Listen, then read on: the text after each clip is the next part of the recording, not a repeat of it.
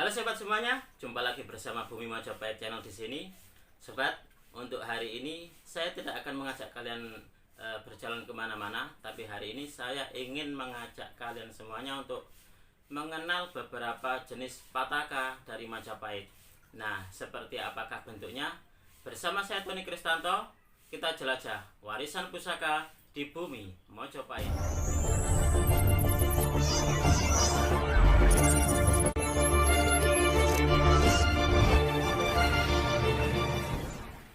Nah sobat semuanya, ini kita belajar tentang macam-macam dari pataka Majapahit dari yang saya punya. Ini koleksi saya.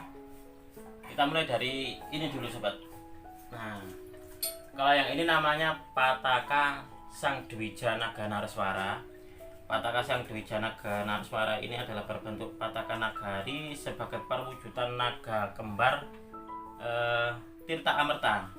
Pada pataka inilah dulu konon ceritanya pertama kali dikibarkannya bendera Majapahit, yaitu bendera gula kelapa yang sekarang diwarisi oleh Indonesia menjadi bendera merah putih.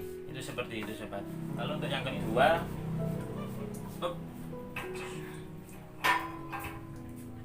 Sang Naga Baruna ini sobat. Nah ini namanya, bentuk seperti ini adalah namanya Pataka Sang Naga Baruna. Naga Baruna ini adalah pataka nagari dari kekuatan armada militer laut dari Majapahit. Nah, kalau zaman Majapahit dulu pataka ini selalu diletakkan di atas kapal, pada waktu memimpin rombongan kapal lah. Di kapal utamanya dipasanglah pataka Naga Baruna ini sobat. Pataka ini pertama kali digunakan waktu ekspedisi Pamalayu. Nah, kalau zaman dulu sobat, bendera dan panji yang dipasang di sini adalah panji-panji bernama Getih Getah Samudra. Itu seperti itu.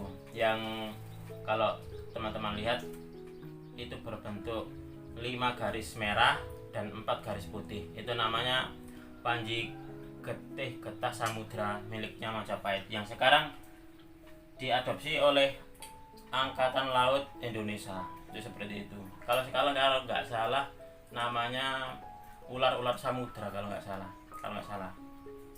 Nah, kalau Naga Baruna sendiri adalah sosok dari naga penguasa air atau naga penguasa samudra. Itu seperti itu. Nah, untuk pataka selanjutnya yaitu Pataka Padmanaba Wiranagari ini sobat. Berat sekali ini. Yang ini namanya Pataka Padmanaba Wiranagari. Kalau diterjemahkan mungkin berarti teratai kemuliaan pembela negeri. Karena pataka inilah pertama kali dipasang lambang dari kerajaan Majapahit di Pataka Padmanaba Wiranagari. Bentuknya sangat keren sekali kan. Nah, untuk pataka selanjutnya yaitu ini Pataka Sang Naga Amawabumi. Ini sobat, Pataka Naga Amawabumi ini adalah patakanya lembaga keadilan yang ada di Bumi Majapahit zaman dulu. Itu seperti itu. Jadi kalau zaman sekarang mungkin kayak pengadilan gitu ya, lambangnya pengadilan. Itu seperti itu. Kalau dulu lambangnya pengadilannya Majapahit ini pataka ini sobat. Nah, dulu ataupun sekarang itu sama. Kalau dulu Majapahit itu seperti ini. Sebuah negeri dia bisa makmur, dia bisa maju kalau keadilannya ditegakkan dengan benar. Jadi kalau yang salah dihukum salah, kalau yang benar nggak boleh dihukum salah. Kalau benar ya benar, kalau salah ya salah. Itu seperti itu. Majapahit ditegakkannya seperti itu. Makanya kenapa Majapahit akhirnya menjadi sebuah negara yang kuat, negara yang makmur, gemah ripah Lojinawi. Nah, untuk pataka selanjutnya yaitu ini Pataka Sang Cakrabawana. Pataka Sang Cakrabawana ini adalah lembaga kasogatan Buddha. Kalau di di informasinya seperti itu sobat. Kalau di dalam bahasa Jawa, cakra itu artinya melindungi, dan bawana artinya buana atau alam atau jagat. Mungkin seperti ini. Ini saya terjemahkan bebas menurut saya pribadi, bahwa Majapahit sebagai sebuah kerajaan besar itu mampu melindungi rakyatnya dan juga kerajaan-kerajaan yang ada di bawah kekuasaannya. Itu mungkin seperti itu sobat. Nah, untuk selanjutnya adalah ini Pataka Dwija Nagawiradharma. Pataka Dwija Nagawiradharma ini saya juga tidak mempunyai referensinya secara lebih luas selain sebagai sebuah pataka lembaga penasihat raja. Itu seperti itu. Jadi panji dari lembaga-lembaga penasihat raja itu ini sobat. Kalau zaman dulu kan raja selalu mempunyai para penasehat, bisa itu dari kayak para pandita gitu, seperti itu juga bisa, atau kerabat kerajaan, mungkin seperti itu. Nah, untuk selanjutnya adalah ini sobat, Pataka Sang Naga Anantaboga. Kalau ini Pataka Sang Naga Anantaboga ini adalah patakanya dari armada militer daratnya Majapahit. Itu menurut referensi yang saya baca seperti itu. Jadi kalau armada lautnya itu namanya Pataka Nagabaruna. Nah, kalau armada daratnya ini namanya Pataka Naga Anantaboga. Naga Anantaboga sendiri adalah sosok naga penguasa bumi yang dia bersemayam di Sapta Pratala atau di bumi lapis ketujuh. Itu seperti itu.